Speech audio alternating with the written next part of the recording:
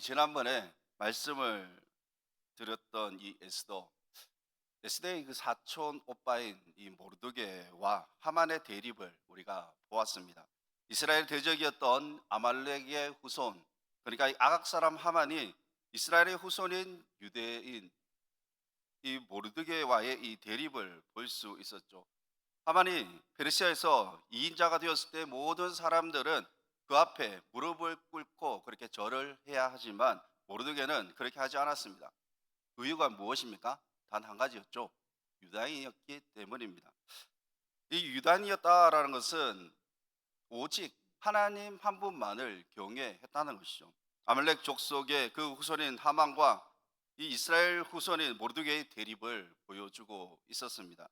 이스라엘과의 아말렉의 끈질긴 전쟁에 대해서 성경에서는 보여주고 있는데 출애굽기 17장 16절에서는 이렇게 말씀을 합니다. 제가 한번 읽어보겠습니다. 이르되 여호와께서 맹세하시기를 여호와가 아말렉과 더불어 대대로 싸우리라 하셨다 하였더라. 여기서 참 신기한 것은 페르시아의 대제국에 사실 많은 족속이 있습니다. 그 가운데에 아말렉 족속의 후손 하만이, 그러니까 이인자가 되었던 거죠. 그리고 이 모든 신하들이 하만 앞에 꿇어서 절을 해야 합니다. 그 가운데 신하였던 이 모르드게는 하나님을 경외하는 자였기 때문에 그 앞에 꿇어 절하지 않았습니다. 우리가 이 모르드게가 이 꿇어 절하지 않았을 때 그 주위에 있는 지인들, 친구나 아니면 선후배, 그 사람들에게 비난을 받으면서 또 자신은 사형까지 당할 수 있을 것이라고 본인은 또 그렇게 생각을 했을 것입니다. 모르드게가 이 하나님을 경외하기에 어떠한 비난을 받는다 할지라도, 자신의 그 목숨이 달려 있다 할지라도 모르드게는 거기에 굴하지 않았습니다. 우리는 과연 하나님을 경외하며 그렇게 살아가고 있다라고 말을 하고 있는데 정말 이 모르드게처럼 그러한 삶을 살 수 있을까요? 우리도 이 모르드게가 하나님을 경외하는 모습을 본받아서 우리가 이 세상에 굽히지 않는, 굴하지 않는 그러한 삶을 살아가시기를 바랍니다. 모르드게가 이 자신에게 이 절하지 않는 것을 알게 된 하만, 이제 하만은 어떻게 하기로 결정을 하게 됩니까? 죽이기로 결정을 하게 됩니다. 모르드게만 죽이려고 하지 않았습니다. 모르드게만 죽이면 화가 풀리지 않았기 때문이죠. 그러면 유다인 모두를, 유다인 족속 모두를 죽이려고 그렇게 결정을 했습니다. 그러나 이 모르드게가 속한 이 족속, 유대 족속 사람들 어떻게 합니까? 그 유다인에게 모르드게에게 화를 낼 수도 있겠지만 거기에 대해서 동의를 하고 그렇게 이 모르드게가 했던 그 행동에 반항을 하지 않았습니다. 하만이 이 유다인 모두를 죽이라는 이 모습을 본문에서 보여주고 있는데 우리 15절 말씀을 보게 되면 이렇게 말합니다. 한번 같이 읽어보겠습니다. 시작. 역절이 왕의 명령을 받들어 급히 나가매 그 조서가 도산 수산에도 반포되니 왕은 하만과 함께 앉아 마시되 수산성은 어지럽더라. 아멘. 자, 지금 수산성이 어떻습니까? 어지럽다라고 그렇게 말씀하고 있죠. 왕과 하만은 함께 지금 앉아서 마시고 있는데, 그러니까 조촐하게 자기네들끼리 파티를 하고 있는데 여기 이제 수산성에 있는 백성들은 지금 어지럽습니다. 이 어지럽다는 것을 다시 한번 이게 살펴보게 되면은 어이가 없다는 거예요. 하만은 이 개인적인 감정으로 인해서 유다의 민족을 말살할 것을 수산성에 있는 사람들은 모두가 알았기 때문에 어이가 없었습니다. 어지러웠습니다. 하만으로 인해서 한 민족이 말살된다는 것, 그것을 알게 되니까 당황스럽죠. 그래서 이 수산성이 너무나도 어지러웠습니다. 하만이 상식 밖의 그 짓을 하게 되니까 그 안에 있던 백성들이 어떻겠습니까? 어이가 없습니다. 이제 11개월이 지나게 되면 유대 민족이 모두 죽게 되는, 그러니까 이 피바람이 불게 되는 그 날이 오게 되는 거죠. 페르시아 민족들이 남들 같지 않았습니다. 자신들도 그 대상이 될 수 있으니까 남일 같겠습니까? 하만 한 사람의 계획으로 인해 가지고 다른 민족들까지 두려워하는 일들이 일어나게 되었습니다. 하만의 이 계획은 백성들의 이 생각과 현실에서 너무나도 동떨어진 그러한 현실입니다. 그러한 생각입니다. 백성들에게 중요한 것은 무엇입니까? 안정된 나라를 원합니다. 백성들은 안정된 나라를 원하죠. 한 나라의 지도자는 백성들에게 무엇을 줘야 합니까? 안정감을 주어야 합니다. 나라가 어수선하고 어지럽다면 참 살기가 쉽지 않습니다. 가정도 마찬가지로 핵심은 그 가정에 안정이 되어야 하죠. 안정감이 있어야 합니다. 부모가 다투면 어떻습니까? 자녀들은 불안해합니다. 가족끼리 회식을 하지 않더라도 파티를 뭐 하지 않더라도 그 가정에 안정감만 있으면 됩니다. 이 가정이 불안하게 되면은 우리가 이 좋은 밥을 먹어도 체합니다. 크고 좋은 집에 산다 할지라도 사실 의미가 없습니다. 혼자 사는 목사님은 이러한 말씀을 좋아하시더라고요. 잠언 21장 9절입니다. 다투는 여인과 함께 큰 집에 사는 것보다 움막에서 혼자 사는 것이 나으니라. 이 말씀을 다시 한번 바꿔서 생각을 해보게 되면은 큰 집에서 다투지 않고 하나님을 경외하며 잘 사는 것이 좋다라는 그러한 뜻이죠. 다들 그렇게 살아가실 줄 믿습니다. 자, 이 페르시아는 그리스와의 전쟁에서 패배했습니다. 그러니까 이 전쟁을 해서 지게 되면은 나라의 이 재정도 없어지겠죠.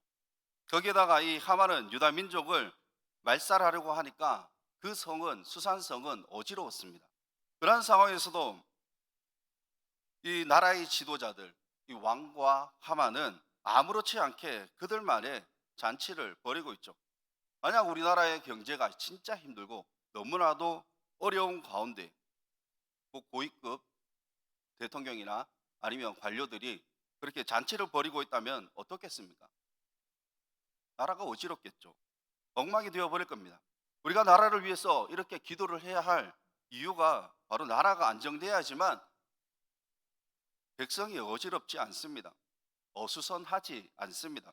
우리가 이 교회를 위해서, 가정을 위해서 기도를 하지만 우리 또한 나라를 위해서 기도를 해야 합니다.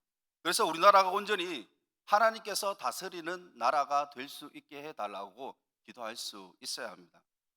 하만은 이 모르드게뿐만 아니라 유다인 모두를 다 멸하고자 계획을 했었죠. 7절 말씀을 한번 보겠습니다. 다시 한번 읽어보겠습니다. 시작.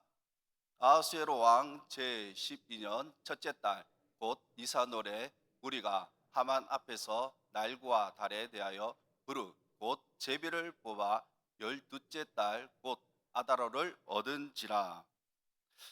첫째 달 니산월, 그러니까 1월에 우리가 하만 앞에서 제비를 뽑게 됩니다. 자, 여기서 이 제비를 뽑았을 때 페르시아에는 매년 1월에 이제 국가의 중대한 문제를 결정을 하게 되는데 그때 이제 계획을 세우게 되죠.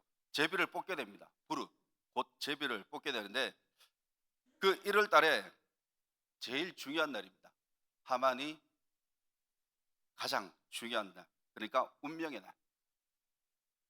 유대민족을 언제 죽일 것인지, 언제 멸절시킬 것인지에 대해서 이제 제비를 뽑게 되죠. 유대인들을 진멸할 날을 이래 제비를 뽑게 되는데 그 운명의 날이 바로 이 12월이었습니다. 이제 유대민족의 운명은 1월이 지나면 몇 개월 남습니까? 11개월이 남습니다. 11개월 이후에는 그 유대 족속은 다 멸절이 되고 맙니다. 수산성의 사람들 하만의 그 계획을 다 알고 있습니다. 그런데 아하수에로 왕은 하만의 그 계획을 모르고 있죠. 자신의 계획대로 하려고 이 왕에게 이제는 보고를 하게 됩니다. 8절 말씀을 보게 되면 이렇게 이 하만이 왕에게 보고를 하게 되는데 한번 읽어보겠습니다. 시작.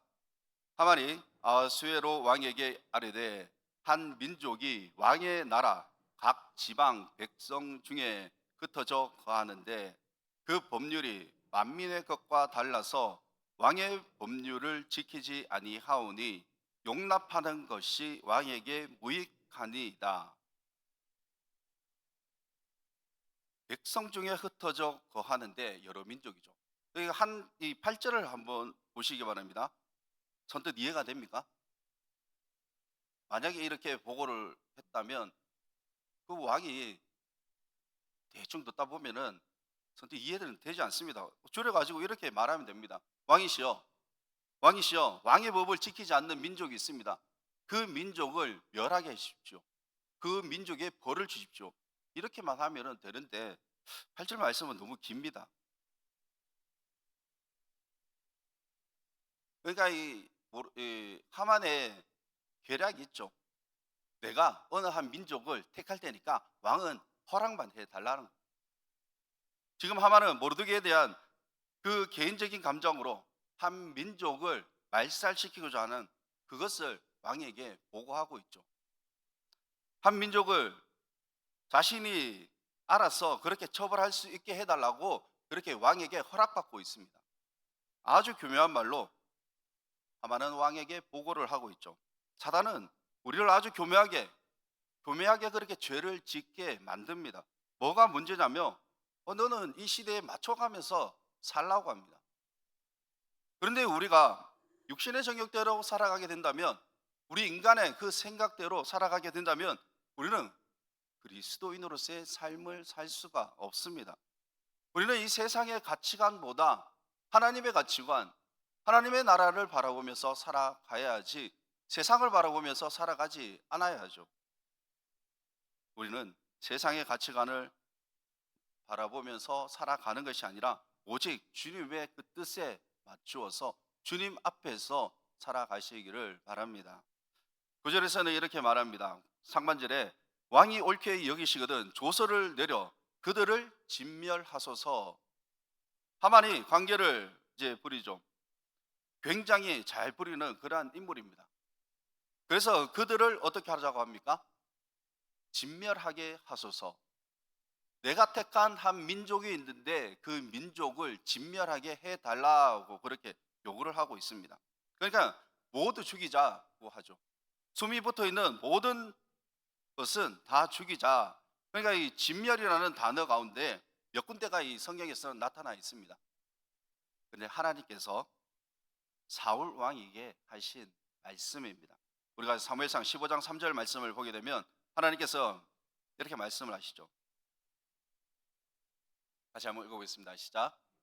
지금 가서 아말렉을 쳐서 그들의 모든 소유를 남기지 말고 진멸하되 남녀와 소아와 젖먹이는 아이와 양과 낙타와 나귀를 죽이라 하셨나이다. 아멘. 여기서 이 누가 진멸하라고 하셨습니까? 하나님께서 진멸하라고 하셨는데 누구를 진멸해야 됩니까? 아말렉 족속이죠. 아말렉 족속을 진멸하라고 말씀을 하셨습니다. 그런데 이 사울은 어떻게 합니까? 그러지 않았습니다. 자신의 전리품을 남기게 되죠. 그래서 이 15장 9절 말씀에 이렇게 15장 9절 말씀을 한번 읽겠습니다. 시작.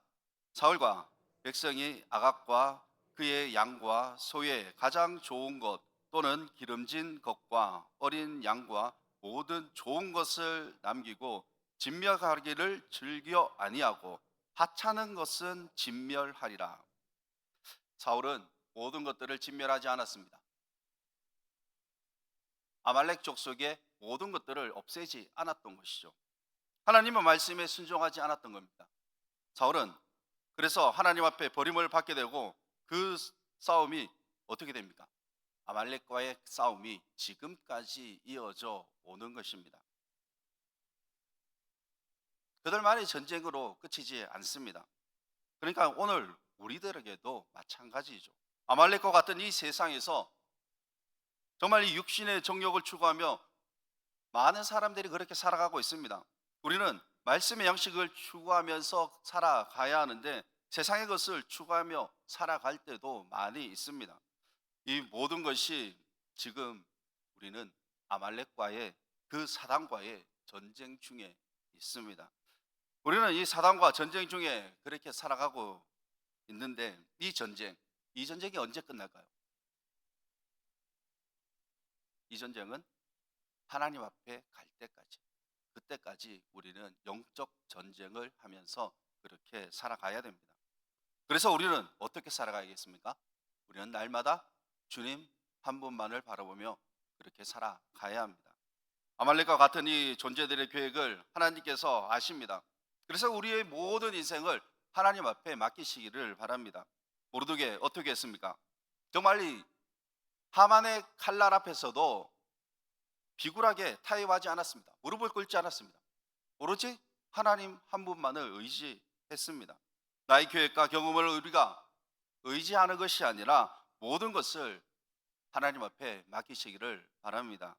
하나님이 하시면 한치의 오차도 없이 모든 것을 하실 수 있습니다.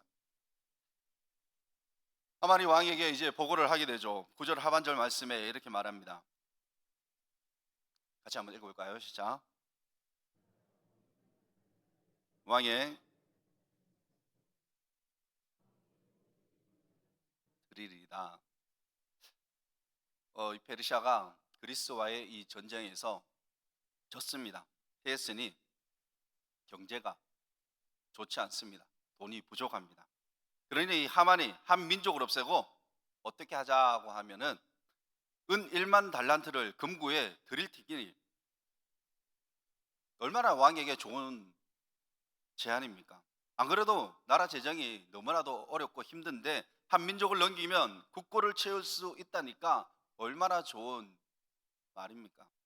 은 1만 달란트 무게로 340톤이라고 합니다. 1년 세금, 그들의 1년 세금의 60% 정도를 차지하고 있다는 거죠. 이건 왕에게 너무나도 매력적인 하만의 제안이었습니다. 이제 왕은 결정을 하게 됩니다. 10절 말씀을 보게 되면 이렇게 결정을 하게 되죠. 같이 한번 읽어보겠습니다. 시작. 왕이 반지를 손에서 빼어 유다인의 대적 곧 아각 사람 함무다다의 아들 하만에게 주며, 자 여기서 왕의 반지를 준다는 것, 이제 하만에게 왕의 반지를 주게 되는데 이제 결정권자가 누구에게 있습니까? 하만에게 있습니다. 하만이 결정하면 모든 것을 할 수가 있습니다. 그래서 11절에 제가 읽어보겠습니다.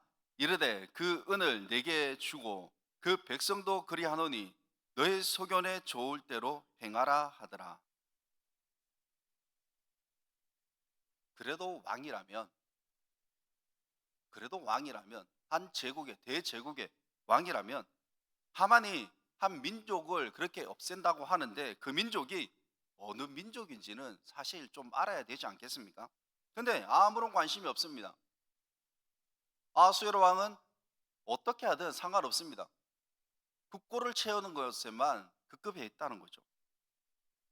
왜 진멸을 하는지, 하만에게 왜 무슨 일 때문인지 누가 잘못을 했는지 판단도 해보아야 하는데 이 왕에게는 이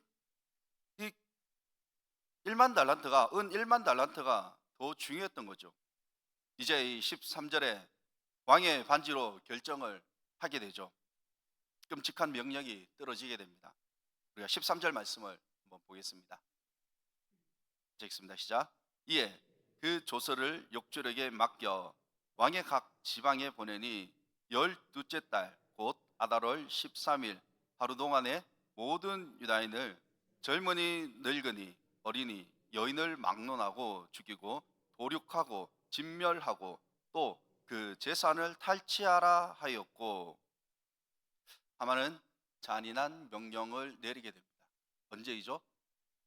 12째 달 곧 아달월 13일 12월 13일 하루 만에 모든 것 숨이 붙어 있는 모든 유다 민족을 죽여라고 그렇게 이제 결정이 됩니다. 하만은 이렇게 잔인한 명령을 내리게 됩니다. 그런데 이 명령, 조금 전에 지금 이 13절에 나오는 이 말씀을 보게 되면 조금 전에 하나님께서 누구에게 말씀하신 것과 비슷한 말씀입니까? 사울 왕에게 하신 말씀과 비슷하죠. 조금 전에 읽었습니다. 사무엘상 15장 3절을 한번 보겠습니다. 읽습니다. 시작. 지금 가서 아말렉을 쳐서 그들의 모든 소유를 남기지 말고 진멸하되 남녀와 소아와 젖 먹는 아이와 과 낙타와 나귀를 죽이라 하셨나이다 하니, 사울에게 숨이 붙어 있는 아말렉 사람들 그 모두를 진멸하라고 말씀을 하셨습니다. 하나님께서 먼저 이 말씀을 하셨으니, 하나님께서 이렇게 말씀을 하셨으니 하만도 그렇게 해도 되는 것입니까? 이에는 이, 눈에는 눈입니까? 사울 왕에게 하신 말씀은 하나님의 이 백성을 대적하는 자에게는 가차없이 하나님께서는 심판하시겠다는 그런 말씀입니다. 아말렉은 하나님을 대적하는 자들이었습니다. 그래서 우리는 날마다 이 아말렉이라는 육적 존재와 싸우며 살아가고 있습니다. 그들은 우리를 넘어뜨리려고 하고 있고, 또 하나님을 떠나려 하는, 그렇게 우리는 영적 싸움을 싸우며 살아가고 있습니다. 세상 우리를 그냥 내버려 두지 않습니다. 날마다 우리를 넘어뜨리려고 합니다. 그래서 우리는 어떻게 해야 합니까? 무엇으로 무장을 해야 하죠? 우리는 말씀으로 무장을 해야 하겠죠. 우리가 말씀으로 무장하지 않으면은 우리 인간은 죄인이기 때문에 죄악된 그러한 생각이 먼저 들어와서 넘어질 수밖에 없습니다. 우리의 영적 전쟁에서 우리의 삶 속에서 말씀으로 우리가 승리하시기를 바랍니다. 이제 운명의 날이 잡혀지게 되죠. 12월 13일입니다. 12월 13일로 결정이 되어집니다. 12월 13일 혹시 생일이 없으시죠? 생일이나 뭐 기념일이라 할지라도 슬퍼하시지 않아도 됩니다. 그거하고는 아무런 상관이 없습니다. 이 페르시아 전통의 13일이라는 것은 사실 좋은 숫자가 아닙니다. 요즘에도 우리가 이 13일 금요일에 13일 그러면 그렇게 좋지는 않죠. 좋은 뜻으로 받아들이지는 않죠. 이 13일 이 금요일 현실에 만들어져서 그런 것이 아니라, 그러니까 오래 전부터 고대로부터 그렇게 내려온 그러한 엉켜있는 그러한 전통입니다. 13일은 그러니까 이 불길한 징조를 알리는 그러한 숫자입니다. 이 결정을 12월 13일 결정을 하게 됩니다. 1월 달에 그렇게 결정을 하게 됐죠. 우리가 이 생각해 볼 수 있는 이 이스라엘이 출애굽을 했을 때에 장자 재앙 때, 그들은 출애굽을 했을 때 이스라엘은 면하게 됩니다. 장자 재앙에서 면하게 됩니다. 우리가 출애굽 12장을 보게 되면은 이스라엘이 1월 13일 동안 있다가 14일째에 출발하는 내용이 나타나는데, 그러면 13일 동안 무엇을 했느냐? 우리가 출애굽 12장 5절 말씀을 한번 보겠습니다. 같이 한번 읽습니다. 시작. 너희 어린 양은 흠 없고 1년 된 것으로 하되 양이나 염소 중에서 취하고, 그리고 이 12장 6절 말씀에 이렇습니다. 이 날 열 나흘 날까지 간직하였다가 양을 잡고 집 좌우의 문설주와 안방에 피를 바를 것을 명령하셨습니다. 이스라엘 백성들이 출애굽했을 때 문설주에 무엇을 발랐습니까? 피를 발랐죠. 어린 양의 피를 발랐습니다. 13일 동안 모아놓은 그 양들의 그 피를 발랐던 겁니다. 그러니 이스라엘 백성들 죽음을 면하게 되는 놀라운 일이 일어나게 되었습니다. 그러니까 이 13과 14는 어떠한 차이입니까? 13 더하기 1이죠. 1년에 모든 계획을 세웠을 때 유다인을 죽이기 위해 제비를 뽑았는데 그날이 13일이었습니다. 12월 13일이었습니다. 6월절 14일째 어린 양의 피를 문설주에 바름으로써 죽음이 넘어가는 놀라운 일이 이스라엘 백성에게 일어나게 되었습니다. 페르시아의 이 13이라는 불길한 날이라면 14일은 구원의 날입니다. 우리는 에스더의 이 결과를 잘 알고 있습니다. 이스라엘 백성들이 멸절당했습니까? 그러지 않았습니다. 유다인이 멸절당하지 않았습니다. 하만이 제비를 뽑았을 때 12월 13일 하루 동안 유다 민족 남녀노소를 막론하고 모두를 진멸할 것이라고 또 그가 명령했을 때 모든 일들이 자신의 그 의도대로 술술 잘 풀려갔습니다. 그런데 얼마나 기쁘겠습니까? 그래서 얼마나 기쁘겠습니까? 그래서 왕과 또 축배의 잔을 한 잔 했지 않습니까? 그런데 이제 7장에서 대반전이 일어나게 됩니다. 왕이 에스더와 하만의 잔치자리가 있습니다. 그 잔치자리에 있을 때 왕이 에스더에게 원하는 것을 모든 것을 주겠다라고 그렇게 말하게 되죠. 그랬을 때 에스더가 무엇을 원했습니까? 이 나라의 절반을 달라고 그렇게 했습니까? 아니었습니다. 에스더가 원한 것은 자신의 민족을 진멸하는 자가 있는데 자신의 그 생명과 자신의 그 민족을 구원해 달라고 그렇게 말하게 되죠. 그랬을 때 왕은 이렇게 말하게 됩니다. 7장 5절 말씀을 한번 보겠습니다. 같이 읽습니다. 시작. 아하수에로 왕이 왕후 에스더에게 말하되 감히 이런 일을 심중에 품는 자가 누구며 그가 어디 있느냐 하니 이제 에스더가 바로 고발을 하게 되죠. 누구를 고발할까요? 6절입니다. 같이 읽습니다. 시작. 에스더가 이르되 대적과 원수는 이 악한 하만이니이다. 하만이 왕과 왕후 앞에서 두려워하거늘. 그리고 7절 왕이 노하여 일어나서 잔치자리를 떠난 왕궁 후원으로 들어가니라. 하만이 일어서서 왕후 에스더에게 생명을 구하니 이는 왕이 자기에게 벌을 내리기로 결심한 줄 알미더라. 그리고 8절 하반절에서는 이렇게 말씀합니다. 무리가 하만의 얼굴을 쌌더라. 하만은 나름대로 계획 있게 유다 민족을 멸절시키려고 했습니다. 그런데 자기 꾀에 넘어가게 되었죠.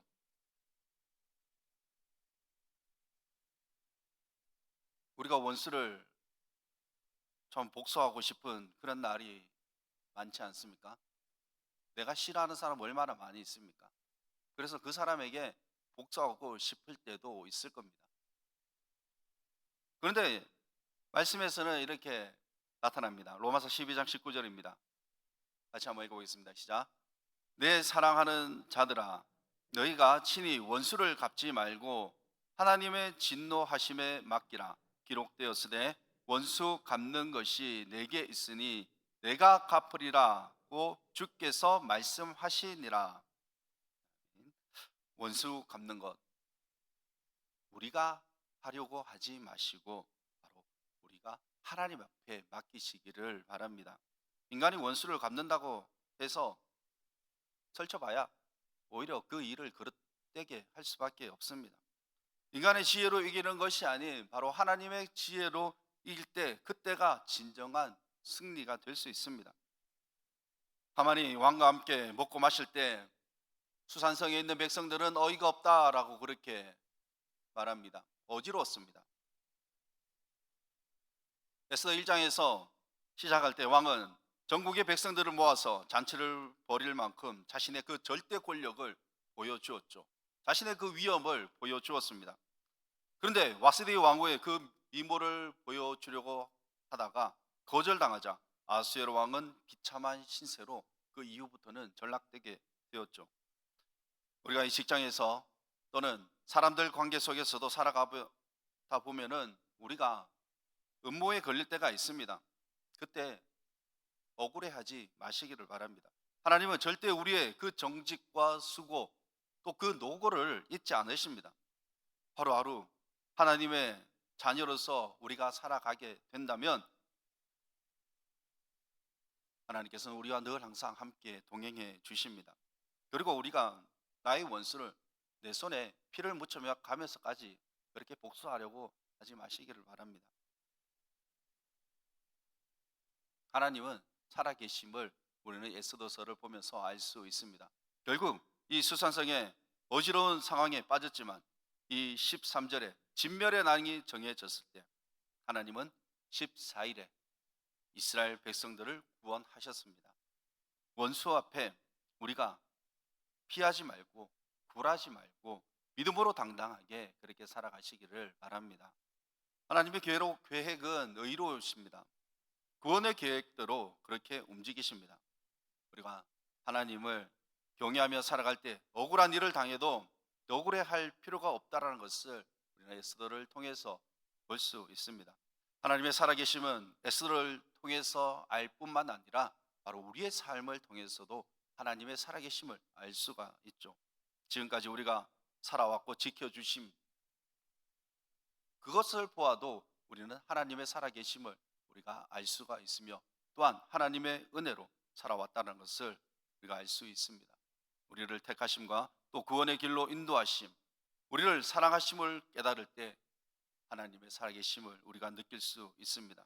우리 인생 가운데 날마다 하나님께서 행하시는 그 놀라운 일들을 경험하며 감사 가운데 살아갈 수 있는 모두가 되시기를 주님의 이름으로 축원합니다. 기도하겠습니다. 걸어가신 하나님 아버지의 은혜를 감사합니다. 부족한 저희들을 하나님의 자녀 삼아 주시고 또 저희들을 이 시간 불러주심에 감사를 드립니다. 모두에게 그 삶 가운데서 세상의 권력 앞에 꿇지 않고 엎드려지지 않은 그러한 모습을 볼 때 모두에게는 주변의 그 시선이나